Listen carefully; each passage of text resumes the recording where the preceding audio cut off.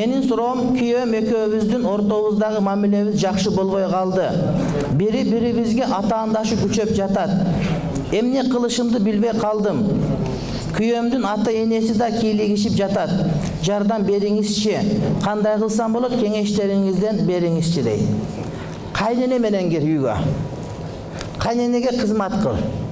Жумушта иштейсиң, шефке подход кыласың. Жакшы кандай деп күлүп сүйлөйсүң. Деп сүйлөйсүң агачы. Күнүгө ошентесиң. 10 жылдан бери ошентесиң да. Ошентип кайненеңе сүйлөсөң жакшы көрүп кетет. Деп сүйлөсөңчү. Жасап артист бол кичине. Кынаңан боеп бер, чачтарын шампунь менен жууп бер, тырмактарын алып бер, баня аркасын жишип бер, чачын өрүп бер, кийимин жууп кургатып, кайра жууп кургатып жая бер. Таза болгон болсочу. Кайненени колго алсаң, үй бүлөнү колго алган болосуң да. Кичине подаркалардан бер.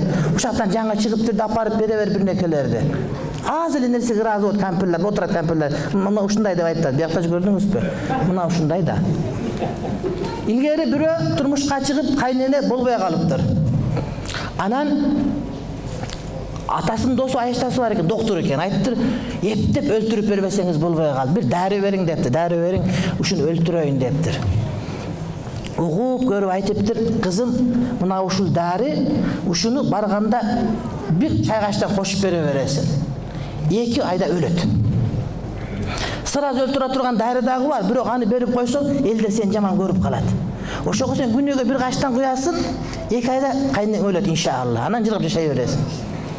Бирок элдер сенден күмөн кылбаш үчүн сен кайнеңе подход кылып, кошомат кылып жаша, элдер ой ынтымак болчу деп сенден ойлобосун.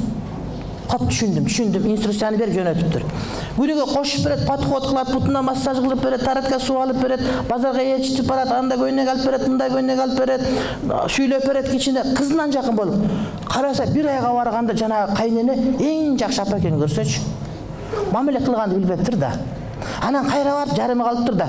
Аячта өлдү. Кайненем эми өлтүрбөй турган дарыдан бериңиз деп.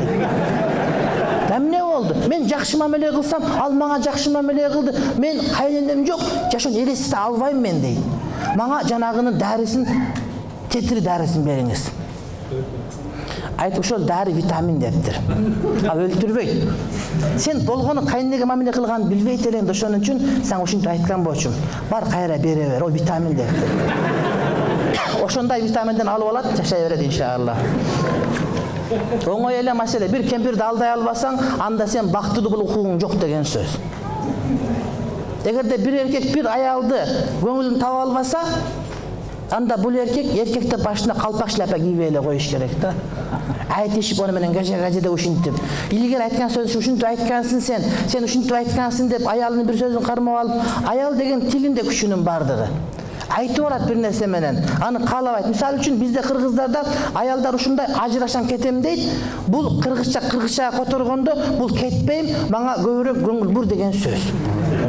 Перевод китеп жазыш керек болду. Мындай кылыпчы, ошол аялдардын сөзүн кыргызчага которуш керек, аны эркектердикин да которуш керек деген сөзчү. Биринчи ушундай, мен ажырашам, талак бер кетем деген сөз, бул мага көңүл бур, убакыт бөлбөй атасың, мага кичине көңүл бур деген сөз болду ушу. Мен валлай касам ичип айтам, өзүм көрдүм. Талак не талак? Өзү талак сурады дейт.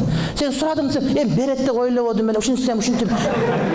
Бардык ошентет. Бирөө дагы чындап сурадым деп айткан жок да. 10 жылдан бери 2008 келген, 2018 Маккадан келгениме 10 жылдан бери бардык ушинтип айтат да. Берет деп ойлогон эмеспин дейт. Берип койду деп кайра урушат күйөөсүн. Не бересиң ошондой.